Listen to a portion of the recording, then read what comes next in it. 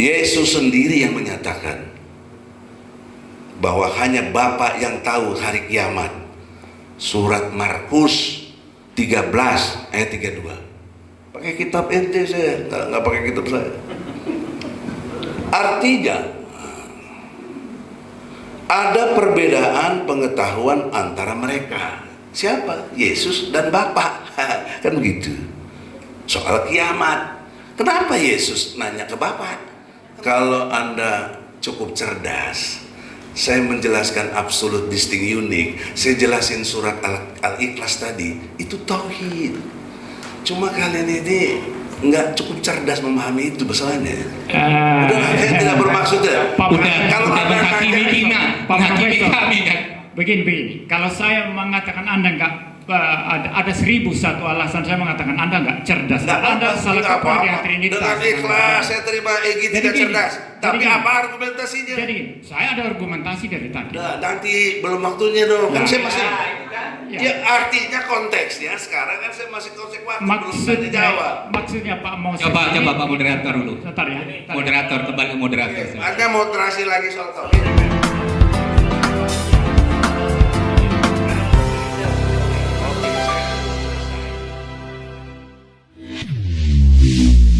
Bismillahirrahmanirrahim. Dalam diskusi kita memang mesti ada aturan. Kesepakatan itu selesai pembicaraan itu lebih elegan daripada batas waktu. Nanti ya nggak ada urusan. Kalau ditambah aja waktunya lagi. Pengundang saya kan harus dihormati. Saya diundang sebagai narasumber, bukan ece-ece. Jadi gini, saudaraku Musa, saudaraku MIM. Siap. Dalam perspektif logika, jangan lupa ya, kita ini perspektifnya logika. Yang pertama, saya mengkritisi tentang konsep Trinitas. Ini tadi katanya belum tanya. Enggak, bukan tanya, mengkritisi beda dengan bertanya. Nggak ngerti bahasa mengkritisi. Kok catat aja kritisi dari saya, nanti pertanyaan lagi. Ada 30 poin tentang mengkritisi Tritunggal atau Trinitas ini. Supaya cepat ya. Yang pertama, mengacu kepada ajaran Trinitas ini dalam kekristenan menyatakan bahwa Tuhan adalah satu hakikat dalam 3 pribadi. Bapa, Anak dalam hal ini Yesus Christ, dan Rohul Kudus. Itu yang disebut Tritunggal. Konsep ini seringkali dianggap sulit dipahami secara logis. Bahkan tadi MIM menjawab, ada yang nggak bisa diterangkan. Kenapa nggak bisa diterangkan? Ya karena nggak ada ilmunya. Jangan pakai alasan-alasan lain-lain. Kalau lu punya ilmunya, lu bisa terangkan. Jelas, tegas. Kok mendasari kepada Aristoteles? Pertanyaan saya, apa sih konsep Aristoteles itu yang kau maksud tuh? Ya apa? Tritunggal. Ya gimana pengertiannya? Kok nggak jelasin dari tadi? Apa rumusan dari si Aristoteles itu? Coba saya ini dulu. Kalau ini bukan belum tanya, ini mau konfirmasi aja. Ya, konfirmasi. Mikrofon saya. Ya, fokus aja. Anda memberikan penjelasan. Aristoteles berpendapat filosofis dia sebagai berikut. Apa? Ya, tadi saya sudah jelaskan. Saya bicara law of non-contradiction. Itu hukum Aristotelian itu dalam logik. Ya, apa jabarkan? Hukum identitas itu artinya A adalah A. Misalnya MYM adalah MYM tidak bisa adalah Edi Sucana. Itu hukum identitas. Hukum either or, itu hukum tidak ada jalan tengah, itu adalah kalau ada dua hal yang bertentangan secara mutlak, ya dua hal bertentangan secara mutlak, tidak mungkin kedua-duanya itu sama-sama benar. Ya, tidak mungkin. Pasti entah salah satunya benar, salah satunya salah, atau kedua-duanya salah semua. Itu Aristoteles. Either or. Ketiga, hukum law of non-contradiction. Ya, Jikalau tikus, ini rumusannya begini, jikalau tikus itu masuk golongan binatang, golongan hewan atau binatang, ya, maka tikus itu tidak mungkin pada saat yang sama, relasi yang sama, pengertian yang sama masuk golongan tumbuh-tumbuhan. Ini namanya law of non-contradiction, dan saya sudah jelaskan tadi, itu Aristotelian. Belum lagi kalau kita bicara masalah silogisme, Anda menarik premis-premis lalu membuat kesimpulan. Itu dimensi sosial politik. Ya. Ini dimensi yang trinitasnya aja atau enggak? Ya, itu. Jadi sampai situ ya? Sudah clear ya? Udah jelas ya? Sudah clear. Identity tadi kan? Ya. Tidak boleh kontradiksi. Ya, gitu? jelas. A ya A mesti B, Ya. B dan gitu. Ya. Jelas? Ya. Konsisten ya? Ya, konsisten dong. Oke. Sekarang pertanyaan saya, menurut Anda berpikir itu apa? Berpikir ialah Berpikir itu ya kita melakukan aktivitas rasional atau aktivitas logis. Ketika Anda berpikir tidak logis itu aktivitas logis itu apa? Jelaskan. Aktivitas logis ialah sederhananya tadi sudah jelaskan tadi, hukum identitas, ada hukum. Jadi kalau saya berkata, sebentar dulu, saya kalau jelaskan. Anda mengerti berpikir itu, Anda bisa jelaskan. Saya jelaskan. Ya, makanya jelaskan. Kalau saya katakan ini adalah laptop, dan ini adalah sesuatu proses berpikir yang problem, yang ada masalah. Karena menyatakan ini laptop itu nggak perlu berpikir. Ini laptop, saya nggak mikir. Ya. Apa yang berpikir dalam menyatakan laptop? Jadi sekarang Anda mau tanya definisi siapa? Berpikir definisi siapa? Saja lah definisi. Berpikir ialah. Berpikir adalah beraktivitas secara rasional. Saya sudah menjelaskan. Penjelasannya apa aktivitas rasional? Ya itu tadi hukum Aristotelian tadi. Membedakan, sebentar ya. Membedakan yang beda. Jadi hukum identitas ya. Kalau ini HP, ini berarti bukan tas. Hukum identitas membedakan yang beda. Jelas? Lalu kemudian yang sama Anda harus samakan.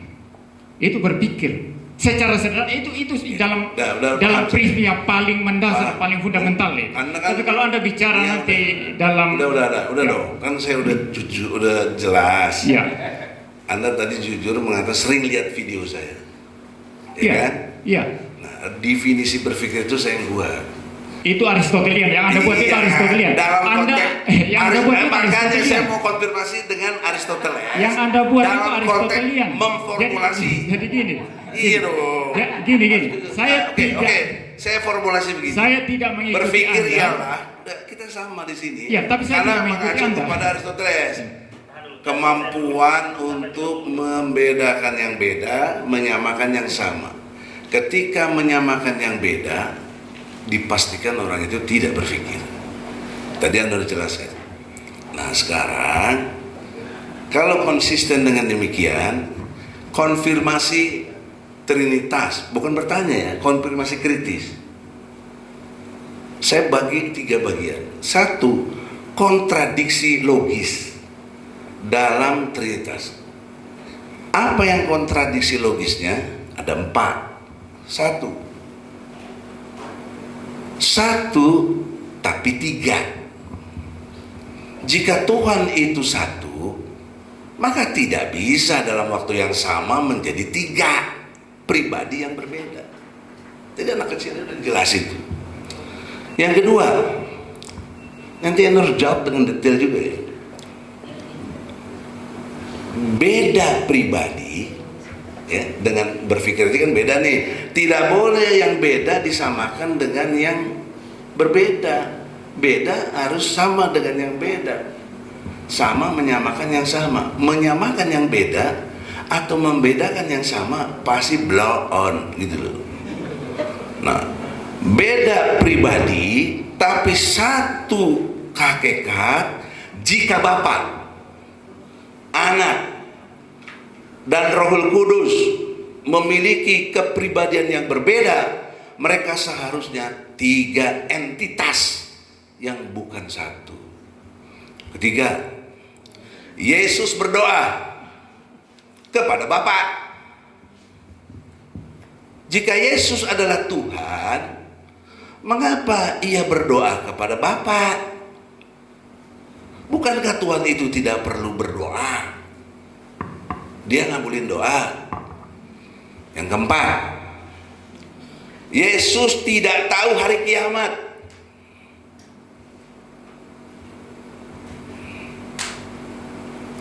Yesus sendiri yang menyatakan bahwa hanya Bapa yang tahu hari kiamat.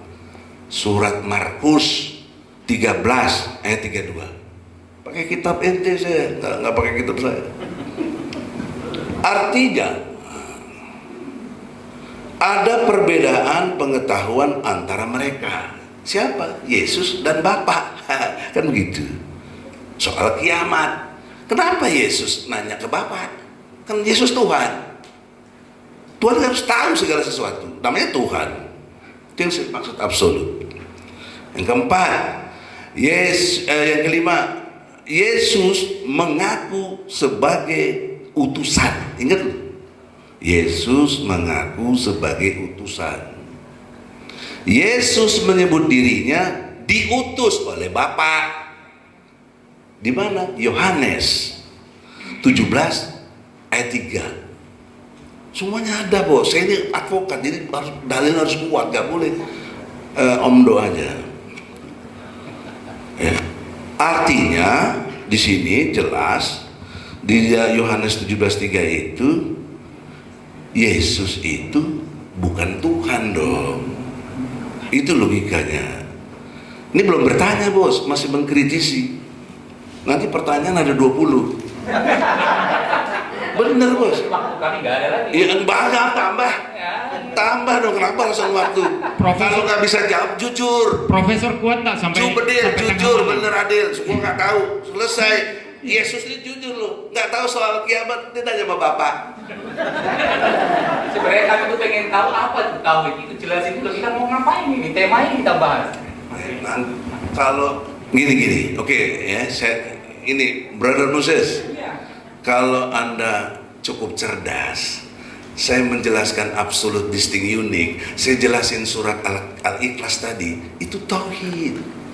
Cuma kalian ini nggak cukup cerdas memahami itu masalahnya. Udah, saya tidak bermaksud ya. Kalau Udah menghakimi kita, menghakimi kami kan. Begini, kalau saya mengatakan Anda nggak ada 1001 alasan saya mengatakan Anda nggak cerdas. Anda salah kaprah di Trinitas. Dengan ikhlas saya terima Egy tidak cerdas. Tapi apa argumentasinya? Jadi saya ada argumentasi dari tadi. Nah, nanti belum waktunya dong. Kan saya masih. Ya. Ya artinya konteksnya sekarang kan saya masih konteks waktu belum dijawab. Maksudnya Pak Moses. Coba Pak moderator dulu. Sebentar ya.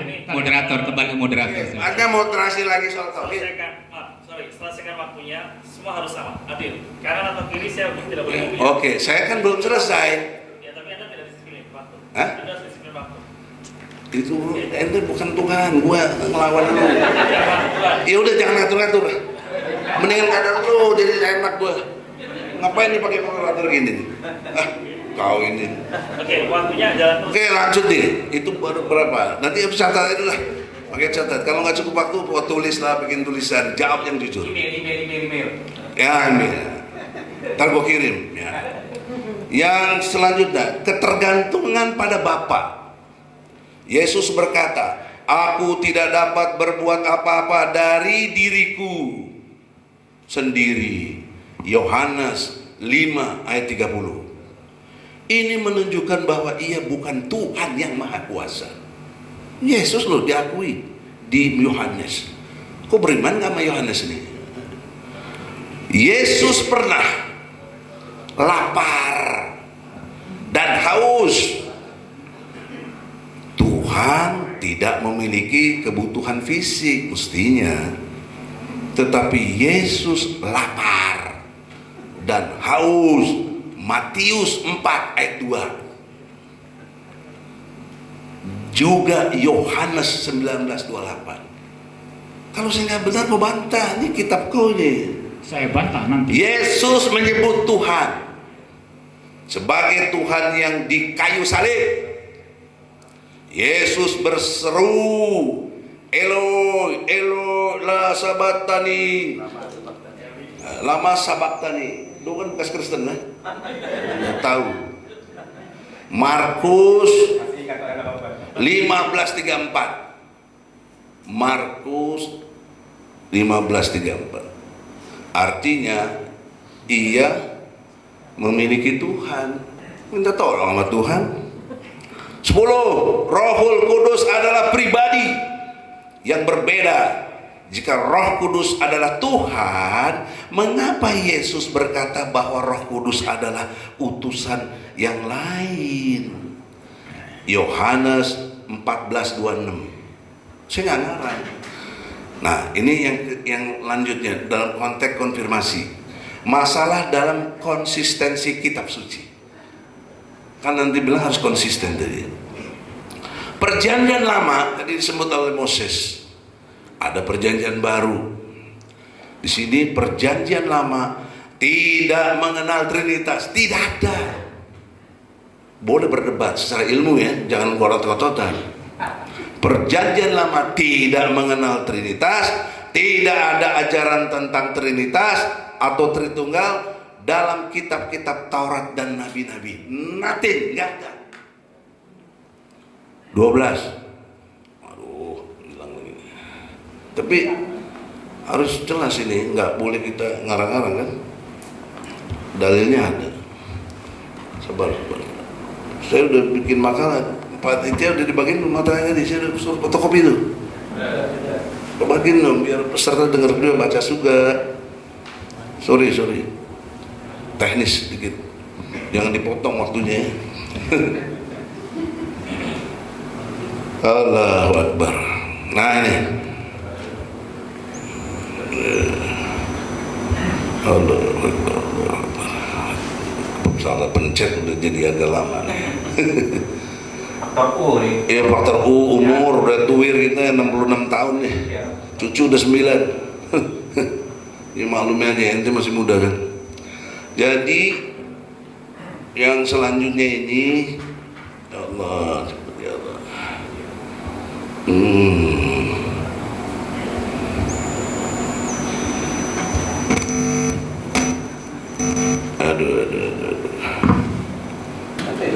Kontradiksi logis dalam Trinitas sudah tadi. Sekarang kontradiksi dalam konsep Trinitas. Satu, jika Tuhan itu satu, bagaimana mungkin dia terdiri dari tiga pribadi yang berbeda, Bapa, Anak, dan Roh Kudus, tetapi tetap dianggap satu. Jika Yesus adalah Tuhan, mengapa dia berdoa kepada Bapa? Apakah Bapa berdoa juga kepada dirinya? Jika Bapa, Anak, dan Roh Kudus setara dengan Yesus, ya, mengapa Yesus berkata Bapa lebih besar dari aku? Yohanes 14:28. Jika Yesus adalah Tuhan, mengapa tidak mengetahui akan hari kiamat tadi? Dia bertanya, kan begitu. Nah, sekarang kontradiksi peran. Saya ulangi, peran dan keberadaan Yesus. Yesus adalah Tuhan. Mengapa dia lahir dari seorang wanita, Bunda Maria, dan memiliki awal keberadaan? Bukankah Tuhan Maha Ada dan tidak berawal? Jadi kalau Tuhan di sini konsepnya ngebrojor dari selangkangan, masa Tuhan lewat selangkangan? Bagaimana sih begini? Jika Yesus adalah Tuhan, mengapa dia makan, dia minum, tidak tidur, dia tidur? Kan mesti Tuhan tuh kalau ayat kursi nggak makan, nggak tidur, ya. Dan mengalami kelelahan, capek lo Yesus tuh. Bukankah Tuhan tidak membutuhkan apapun? Jika Yesus adalah Tuhan, mengapa dia bisa mati? Bisakah Tuhan yang maha hidup untuk tidak mengalami kematian? Jika Yesus mati untuk menebus dosa manusia, kepada siapa dia membayar tebusan itu? Kepada dirinya kah sendiri atau kepada Tuhan yang lain? Dia nebusin untuk siapa tuh? Masalah ketuhanan dalam Alkitab. Mengapa dalam perjanjian lama Tuhan selalu digambarkan sebagai satu pribadi yang esa? Tadi Moses, Tuhan itu esa, Allah itu esa. itu perjanjian lama ya. Dan tidak pernah disebut sebagai pribadi, 3 pribadi, nggak pernah tuh di perjanjian lama. Boleh cek. Jika Trinitas adalah ajaran yang benar, mengapa tidak satu pun? Everybody catat baik-baik. Jika Trinitas itu adalah ajaran yang benar, mengapa tidak ada satupun para nabi dalam perjanjian lama yang mengajarkan konsep itu? Enggak ada. Mengapa umat Yahudi yang menerima wahyu langsung dari Tuhan tidak pernah memahami Tuhan dalam konsep Trinitas? Enggak pernah, mana ada. Mengapa dalam kisah para rasul, para murid Yesus tidak pernah mengajarkan konsep Trinitas secara eksplisit? Murid-murid Yesus nggak ada ngajarin Trinitas. Kemudian yang selanjutnya, mengapa Paulus, si Paul ini jangan lupa bos, Paulus yang menulis sebagian besar perjanjian baru tidak pernah juga menyebut Trinitas secara eksplisit dalam surat-suratnya. Masih ada 15 lagi. Ini baru belum bertanya. Oke. 30 menit lagi habis. Sudah selesai ya? Saya infakin aja buat lu deh nanti. Nanti udah bicara pertanyaan, gue tanya lagi 20 pertanyaan. 100 juga nggak apa-apa. Waktunya sampai 2:20 ya. Biar sama nanti kita dari 24 sampai 2:20 juga. Tapi mohon maaf teman-teman semuanya, ini sudah waktunya azan bagi yang muslim. Kita ada kesempatan sholat. Soal dulu, Gimana?